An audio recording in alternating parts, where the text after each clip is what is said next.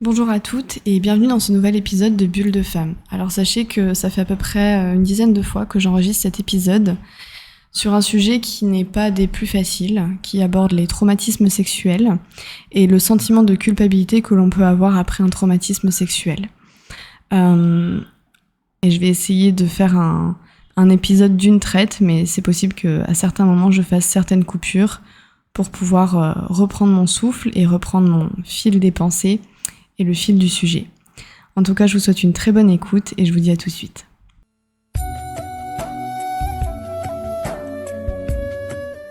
Bienvenue. Dans quoi ? Bulle de Femme. C'est le podcast pour elles, à travers des pratiques holistiques et spirituelles.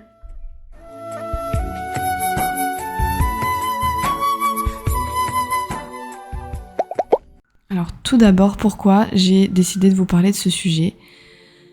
Donc comme vous le savez, je suis professeure de yoga en prénatal, aussi professeure de yoga sur tout ce qui concerne le cycle hormonal, le cycle féminin. Et en accompagnant des femmes, et pour moi-même être une femme, le traumatisme sexuel est un sujet qui malheureusement est très très souvent abordé dans mes accompagnements. Et pas que, dans les discussions qu'on peut avoir entre amis, entre femmes, tout simplement. Alors je ne dis pas que les hommes ne sont pas concernés, car il y a effectivement des traumatismes où les hommes sont eux-mêmes touchés, donc je ne les mets pas du tout hors circuit. Si vous êtes un homme et que vous écoutez ce podcast, bienvenue. Et encore une fois, j'amène beaucoup de bienveillance, de tolérance et de non-jugement concernant ce sujet. Alors je vais commencer par vous faire part un peu de mon expérience. Sans rentrer dans les détails, mais pour vous expliquer un peu le processus par lequel je suis moi-même passée.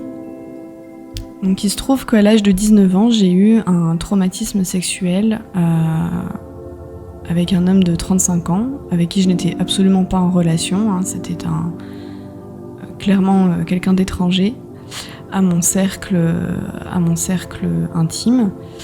Et j'ai eu un réflexe très naturel qui a été d'aller au commissariat pour pouvoir expliquer cette expérience traumatisante.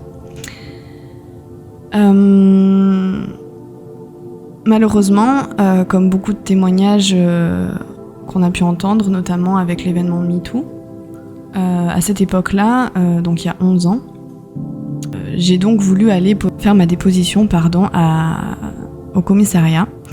Et j'ai été très rapidement dissuadée. Alors je me suis retrouvée en premier lieu face à une femme et c'était très difficile pour moi de mettre des mots sur ce qui venait de se passer.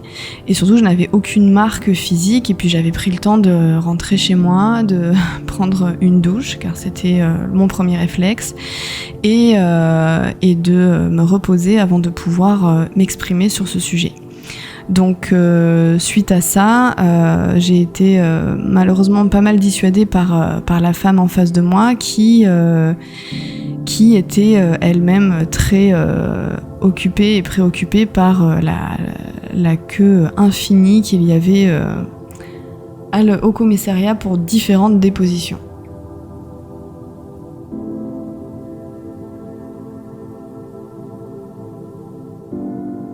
Donc à partir de là, qu'est-ce qu'elle m'a conseillé de faire ? C'est de revenir le lendemain, de bonne heure, et pour faire ma déposition. Donc c'est chose que j'ai faite. J'y suis retournée le lendemain, de bonne heure, et en fait ça a été un homme, cette fois-ci, face à moi, qui m'a tenu le même discours, en me disant que ça allait être très très long avant de pouvoir prendre ma déposition. Et mentalement, je peux vous dire que là, j'étais plus du tout prête à attendre et à dire ce qui s'était passé. Donc après ça, qu'est-ce qu'il y a eu ? C'est que j'ai eu un conseil la mère d'une amie qui m'a dit « Écoute, je connais une psychiatre, tu peux y aller, ça va te faire du bien de pouvoir vider ton sac et de pouvoir voir ensuite ce que t'as envie de faire. » Donc c'était très bienveillant de sa part. Je suis allée voir la psychiatre sous les conseils de cette amie, donc cercle de confiance. Et je me rends à ce rendez-vous. Et ce qui se passe, c'est que je raconte toute mon histoire. Sans interruption, la femme m'écoute attentivement. Et puis, quand je finis de raconter mon histoire, cette femme commence à m'expliquer son point de vue et à m'expliquer son expertise.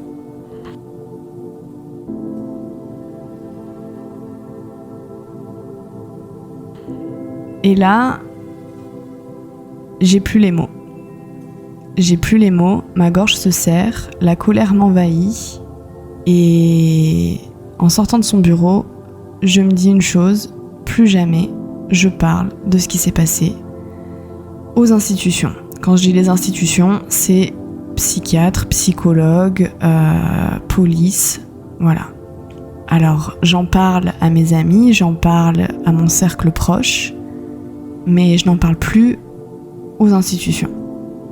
Pendant mon rendez-vous avec cette psychiatre, ce qui s'est passé, c'est que donc elle m'a clairement rendu responsable de ce qui m'était arrivé et aussi elle m'a clairement mis le doute sur le fait de parler à la police, car quand on parle à la police, il va falloir raconter la version et les faits exactement de la même manière, avec les mêmes mots, pour être cohérente et pour pouvoir être soutenue. Et donc elle m'a vraiment mis face à est-ce que tu as vraiment envie de revivre ton trauma de manière répétée en racontant cette histoire ? Alors clairement, la réponse naturelle est bien sûr que non. Bien sûr que non, on n'a pas envie de raconter cette histoire à des inconnus. Bien sûr que non, on n'a pas envie de répéter cette histoire de manière tout simplement répétitive, parce qu'on a envie de sortir de cette situation. Donc j'ai plutôt pensé à ce moment-là au court terme et j'ai presque donné raison à cette psychiatre parce que c'était tout simplement trop.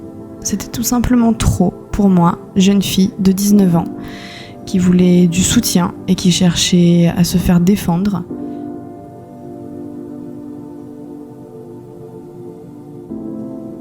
Aujourd'hui, j'ai 30 ans et après toutes ces années et après ce recul, je me suis aperçue que ma vie sexuelle avait clairement changé et avait clairement changé dans une direction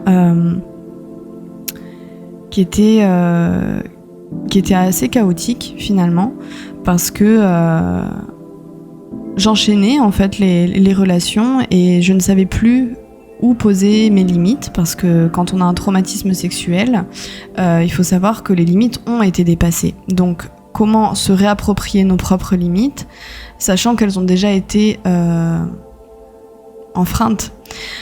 Donc ça a été quelque chose d'inconscient, où en fait j'ai enchaîné différentes relations, différents partenaires, et les limites ont été franchies, malheureusement encore à un certain moment où j'ai vécu un second traumatisme sexuel. Et donc là, c'était quelques années après, je devais avoir 23 ans, je crois. Et ce second traumatisme sexuel, là, il n'y avait plus... L'attitude naturelle qui a suivi, ça a été le silence, tout simplement. Le silence. Je n'en ai pas parlé autour de moi, je n'en ai pas parlé au commissariat, je n'en ai pas parlé à un psy, j'ai gardé ça pour moi. Et aujourd'hui j'ai 30 ans et aujourd'hui je suis mariée et aujourd'hui je me projette pour une vie de famille et aujourd'hui j'accompagne des femmes à travers leur cycle, à travers leur grossesse, à travers leur féminité et aussi à travers leur trauma.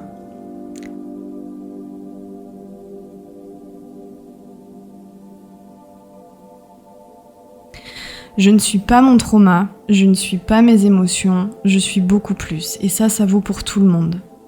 On ne peut pas se résumer à un trauma, on ne peut pas se résumer à une émotion. Nous sommes beaucoup plus que ça.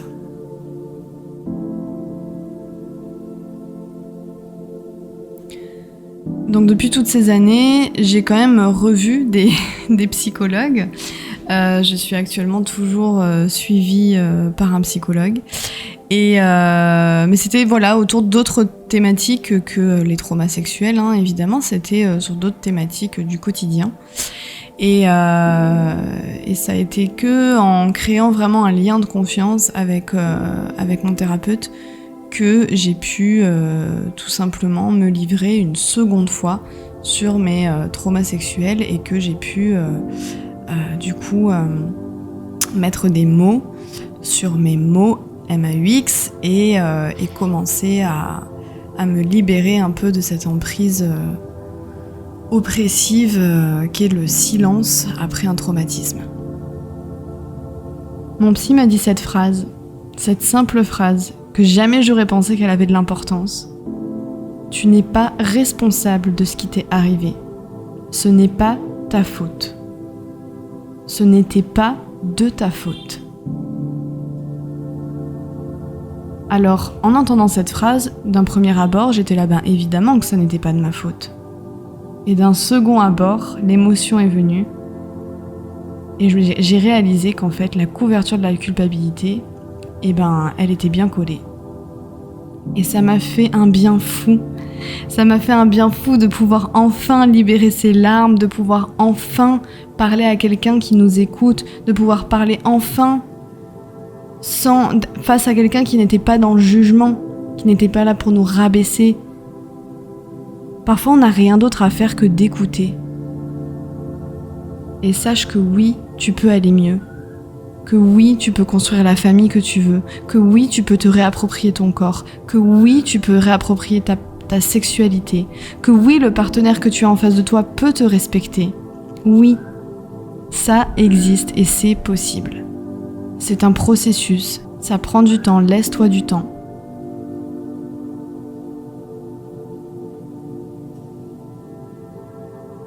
Ça a été des phases de colère pendant l'intimité, de colère en dehors de l'intimité. Comment je vais me débarrasser de ce truc et d'où ça vient ce truc? Et tiens, si je le regardais en face ce truc-là, et si je me disais que j'en veux plus aujourd'hui?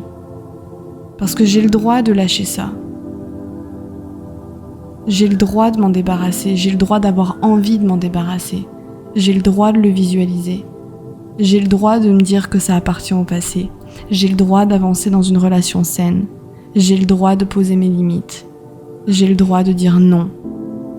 J'ai le droit de me dire oui. Donc j'ai envie de vous encourager à vous faire accompagner. J'ai envie de vous encourager de ne pas lâcher. Et même si j'ai vu d'autres psys avant et que j'en parlais pas de ce cas-là, aujourd'hui j'en parle. Parce qu'aujourd'hui je suis prête. Parce qu'aujourd'hui j'ai moins peur.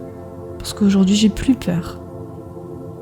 Donc je vous encourage vraiment à trouver la personne avec qui vous vous sentez en confiance et à vous faire confiance de nouveau et à briser ce cercle, à briser ce foutu cercle, ce foutu cercle d'oppression, ce foutu cercle de silence, à briser tout ça.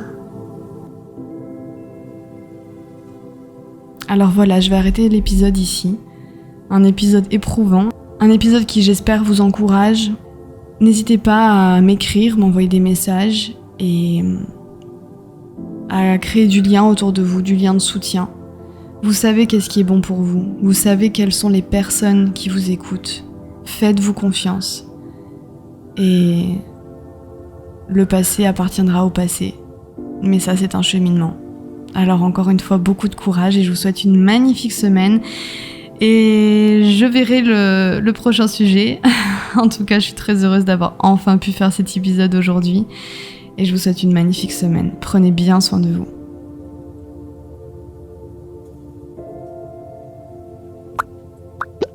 Je vous remercie pour votre écoute et si vous aimez les étoiles, sachez que lorsque vous en sélectionnez, le podcast se fera connaître plus facilement auprès des femmes. Et enfin, dans la description, vous trouverez les liens qui vous intéressent, dont celui de mon site web et réseaux sociaux. Merci et à bientôt dans De Femmes. Oh, tu vas me le faire à chaque fois? Je crois, oui.